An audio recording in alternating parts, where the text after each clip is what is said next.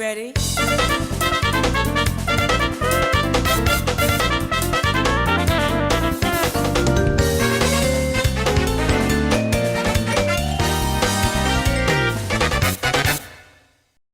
Hey there, comic book fans. You're welcome once again to another episode or another video on Google Creates and Comics TV.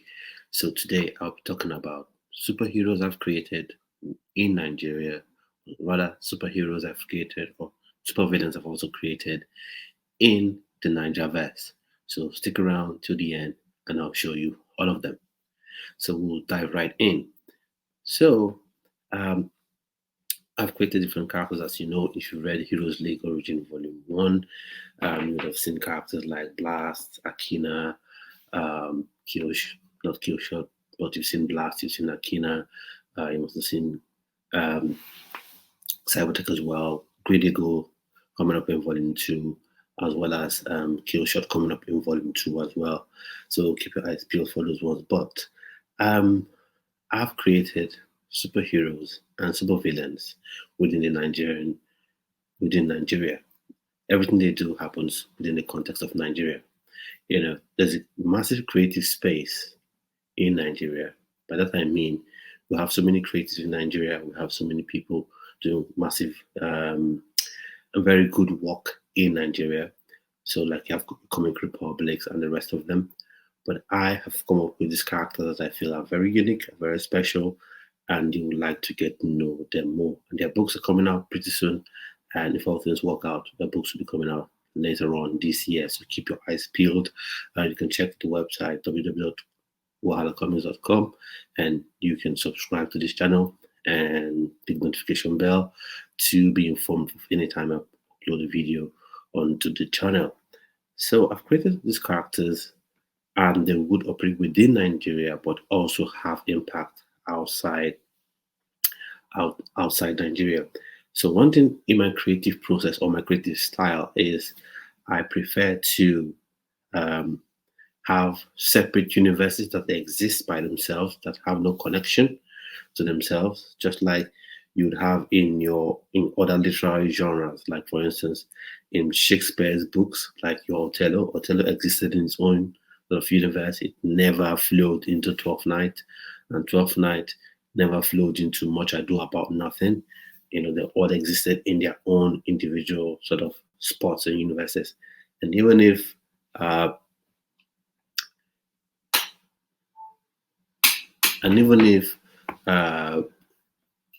you'd say what do you call, they all sort of existed in similar time and similar eras, but they were distinct in their own selves.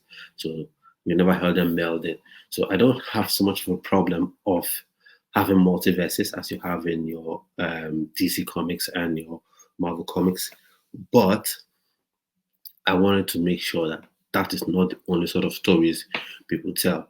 Like, actually tell stories that either could stand on their own or could exist in similar time frame but not be tied in. They exist and they're completely sort of different. So the first character I would want to introduce you to is Dead Center.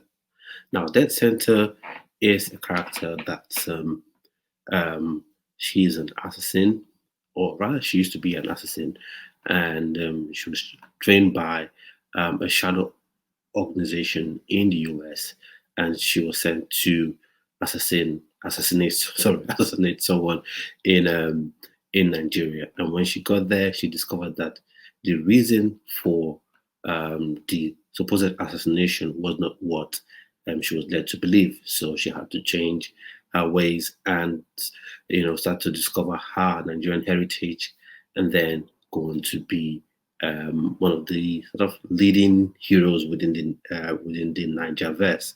And that sent her powers are essentially, she's not superhuman that much, but she has she's a top level combatant, top level markswoman, very proficient with weaponry and can hit a target from long distances and very accurately as well. So Dead Center is one that you would like to get to know as well. So that's Dead Center for you. And then the next one is a villain, full out villain. So this is this is Firewood. That's his superhero name, or superhero alias is Firewood. And if you have Nigerian friends or you're a Nigerian, you get to sort of get the sort of the joy, the joke in having this name Firewood. But he's a very serious character within the Naijaverse, and his real name is Shei Shongo, and he's actually a psychopathic killer that was sent to wipe out uh, everyone, or rather, people, residents of um, to wipe out residents of a particular in a downtrodden area part of Nigeria, and then for a villain, not for a villain, but for um, a very wealthy sort of politician that just wanted to make sure he could get the people out and get insurance money. So Sheyi Shango was sent to set the place ablaze to ensure that no one was dead, to sort of so that no witnesses were left to sort of tell tell on that politician as to the nefarious activities going on in the building, the poor state of affairs of the building, and that the building was actually set ablaze. So he had two goals: take out every resident of the building and set the place ablaze.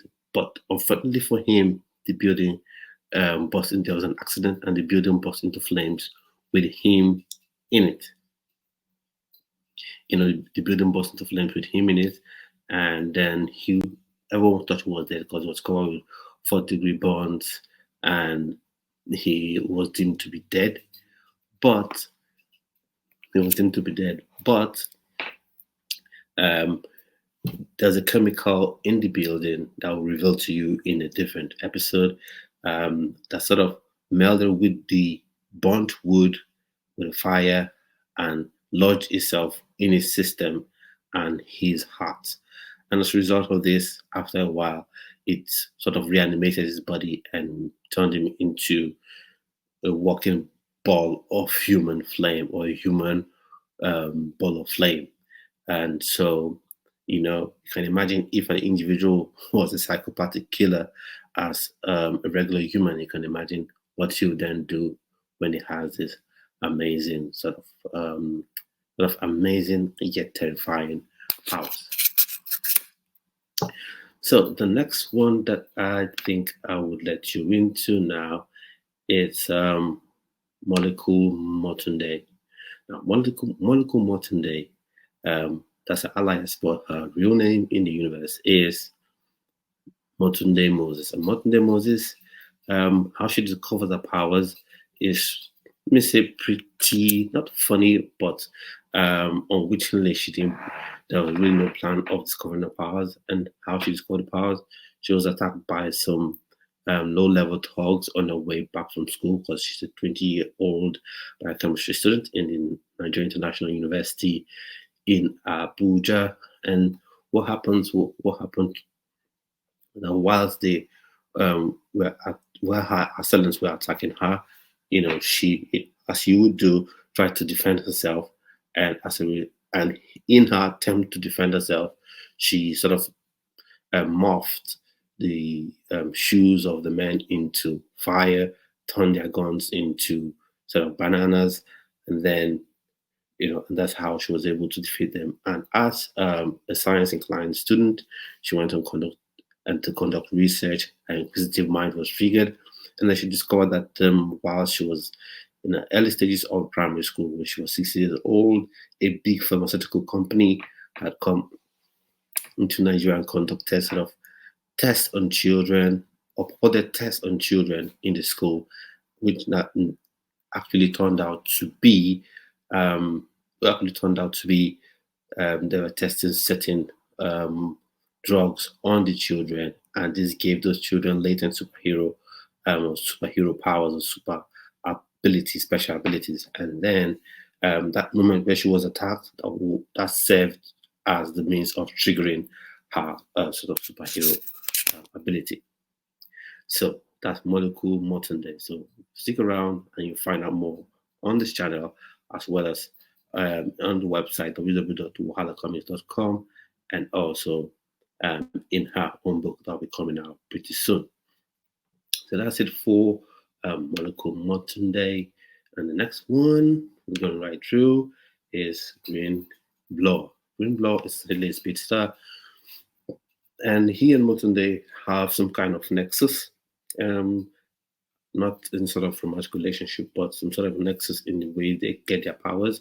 He was attending the same sort of primary school with Maluku Motunde, where he was tested as well, and he was one of those kids that were sort of kind of experimented on, not experimented on, but where a drug was tested on them unwittingly, and then he had the latent power to be super fast or super speed, but he doesn't discover this power until one day he's watching it. Until one day he's watching a football match, which featuring Nigeria, the Nigerian national team, and the Italian national team. And what happens is, as something that happens in Nigeria, if you're Nigerian, you know this.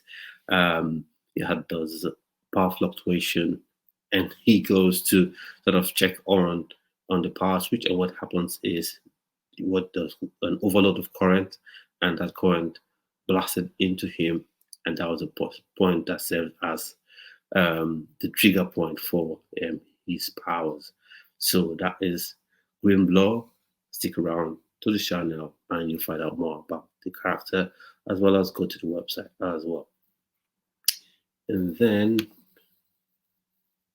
we'll go on to a villain now. So we're going on to the Bichiku legend. The Bichiku legend. The Bichiku legend is, or rather, used to be the sort of right hand man of one of the leading crime bosses in Nigeria, in the Naijaverse. And then until he gets to discover that this crime boss was indeed the right hand man to his father, who was the leading crime boss at the time, and this particular crime boss killed his father. So he sort of repaid the favor in kind and took out these and took out the particular crime boss, and then he becomes the crime boss, becomes a multi-billionaire. But what sets him apart from other similar characters that you have in comic books, he's not just a wealthy guy that hides, behind his wealth and doesn't get his hands dirty. He actually gets his hands dirty and carries out some of nefarious activities by himself. So that sets him apart because he's a proficient martial artist, a proficient marksman, and very intelligent and cerebral man as well. So the Bichiku legend, the prime villain in the Naijaverse. So keep your eyes peeled for this character. Now we move on, and then we move on to Super Nigerian. Yes, Super Nigerian. Right now, he's the most powerful character in the Naijaverse.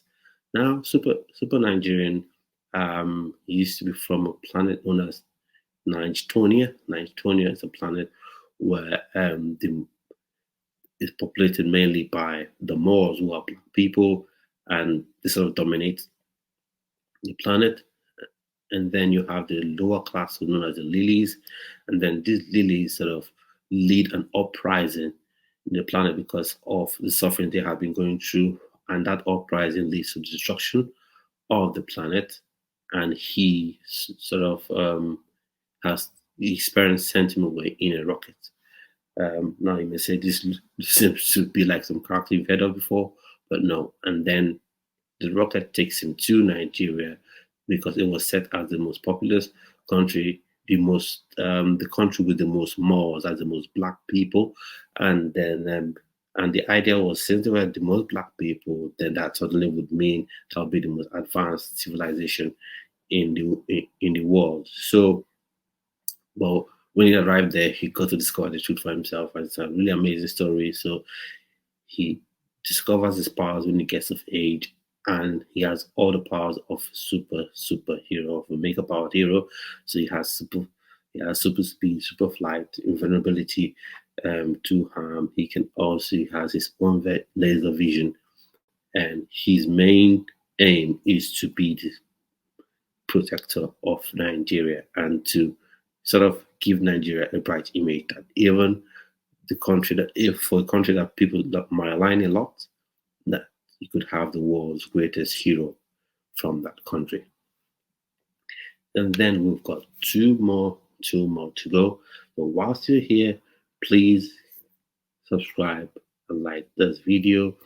And you can follow me on various social media handles. You can follow on Twitter, which is Wahala Comics Uni and Wahala Comics. But on Twitter, you can follow on Instagram, Wahala Comics. You can follow my personal Instagram, it's Ugo Steak, and Twitter, Steak Ugo, Ugo Steak at Steak Ugo on Twitter. So, well, then the next one I want to show you guys right now is Wild Ocelot. Wild Ocelot is a character with a mysterious story as well, origin story. He used to, his village was attacked by some people, some foreign nationals. You know, they were looking for some precious metal in his village, and then he led the war. He led the attack against these nationals, these foreign nationals. He was captured, and no one saw him until at the Bakassi Peninsula, where there was a negotiation between the Cameroonians and the Nigerians, and the Nigerian government, and the sort of Biafran government at the time. And the whole idea was to get weaponry from that part of the country. But then there's this superpowered country in alliance with the present-day Nigerian government of the time unleashed a wild weapon that no one had seen before, and it turned out to be Wild Ocelot. He had undergone some experiments where his blood was sort of drained and melded with the blood of an ocelot, and then he develops this feline feral sort of abilities, feline-based abilities. So the claws, super agile, the senses, peak condition. So you'll find out more about Wild Ocelot. He's a really interesting, intriguing character, and his book is certainly coming out very soon. So keep your eyes peeled on that one. So there are more characters to go, but for now, this is where I will stop for today. So just keep your eyes peeled and make sure if you haven't got my book, if you haven't got Heroes League Origin Volume 1, you ensure you get that book really, really, really, really quick. You know, you ensure you get that book really, really quick, because it's really an interesting book to read, and it's the first book, and it's the first in this series, and you don't want to have so many things to read up on, to catch up on when Volume 2 comes up. So at this point, I'll say thanks for watching this video. It's a slightly longer video than anticipated, but anything for you to ensure you get the best content and the best information about everything I'm working on and the Wahala Comics universe. So hope you enjoyed this video. Enter the Naijaverse. So do have a splendid rest of your day, and keep supporting this channel and creatives out there. Bye-bye.